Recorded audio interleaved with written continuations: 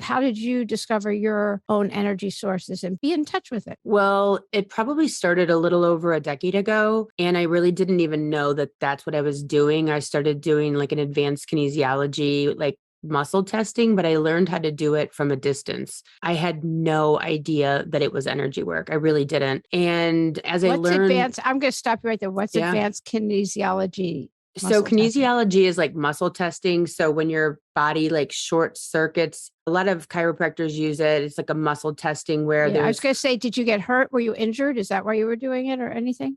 yeah, I actually got Lyme's disease. We used to live Oh, in New okay. Jersey and Lyme's is really prevalent Yeah. there. And then she created this like tincture out of water. And that's all it is like, is charged water. And I took it and it healed my thyroid, my lower back pain that I have 3 herniated discs, and it cured my Lyme's. Me becoming the Meredyth that I am today was really stifled by the need of safety, of being in a safe environment and feeling emotionally not defensive and not like I had to walk on eggshells. So when I married my husband that I'm currently married to, everything changed. We moved away from my hometown, which is a lovely hometown, but it was still that Meredyth.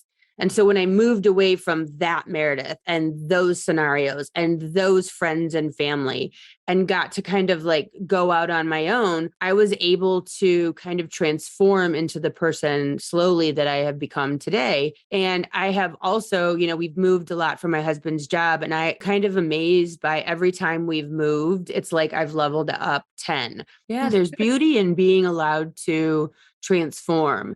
And so often, especially if you have abusive parents or emotionally detached parents or emotionally immature parents, we see ourselves so often through our parents' eyes. So how do we expect when your parents like, you don't matter, I don't have time for you, you're a pain in the butt, whatever the case is, to Oh, then become this yeah. great person? And I'm not saying that's my experience. I'm just saying like so many people, or they have these Oh, situations and right. Their want to climb trauma. out of it. Right. Yeah. Right. And so And that's tough. I look at fears as the very thing that is the key to your freedom, because your fears are those things that you really need to do to move on to the next level. It's almost like every fear is a different step. And when you step up and you conquer that fear, be it, zip lining or making a TikTok or whatever it is, whatever the thing is, getting a divorce, quitting your job, starting a business, having a child, not having a child,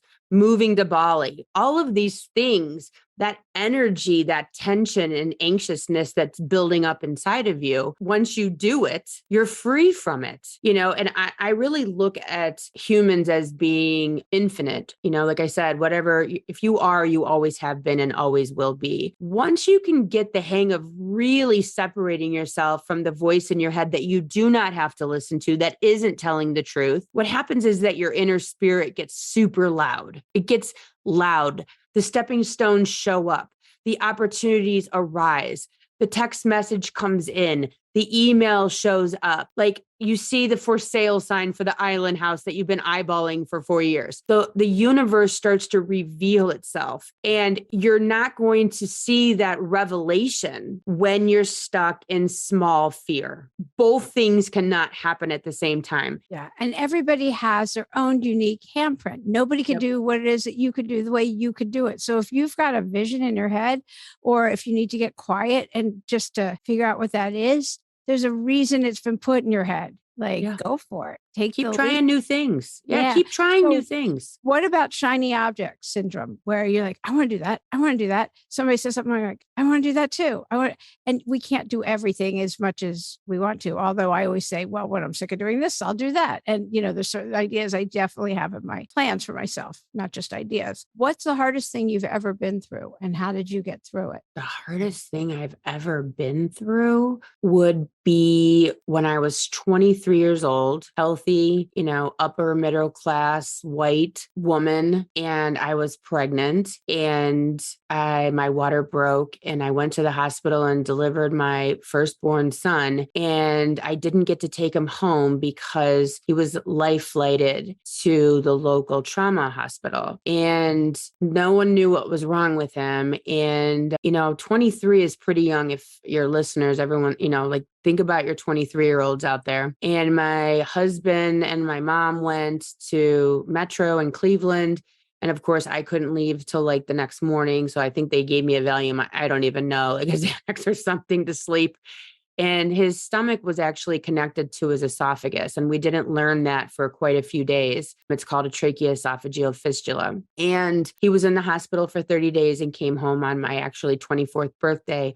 And every time he would come home from pneumonias or whatever else, I always thought that that would be the time he'd come home for good, that he was never going back. And I think that you go through moments like that on hope, like you're blind. It's blind faith, just constantly having this belief that everything somehow is going to work out perfectly. It's like the house right now that I'm dealing with. Every day it feels like it's some humongous mountain of a challenge, like money challenge, emotion challenge, time challenge, ability challenge, like every single way a challenge can be in this house project. And I throw caution to the wind and I just tell myself it's going to work out. I wouldn't be here if it wasn't going to work out. And I think that my whole time with Cody growing up, I just knew it was going to work out. Like I never treated him like he was sick. I never treated him like he was going to die. The only time that I had come to grips with the fact that he was going to die was when they gave him his last rites before he went into surgery and gave him a blessing at 2 weeks old. That was the only time that there was something that actually broke in my mind. And I don't think it's ever been recovered of me coming to grips with my child's death. That was difficult. And I've had to recover from that. And that I'm sure is a huge component of the avoidant attachment of like getting too close, like, oh, it's fine. He's going to die and it's what it is. There's a weirdness in that you have to kind of come to grips with that I don't think is humanly natural, but I have blind faith. I think hope is a great stepping stone of projected energy. I prefer to walk in faith that no matter where I'm at, be it not getting the job, getting breast cancer, getting in a car accident or a fender bender, that is faith that whatever was supposed to happen is happening versus a planned outcome. So I look at hope as more like a guiding light for our heart, an energy frequency of forwardly motion to level up to.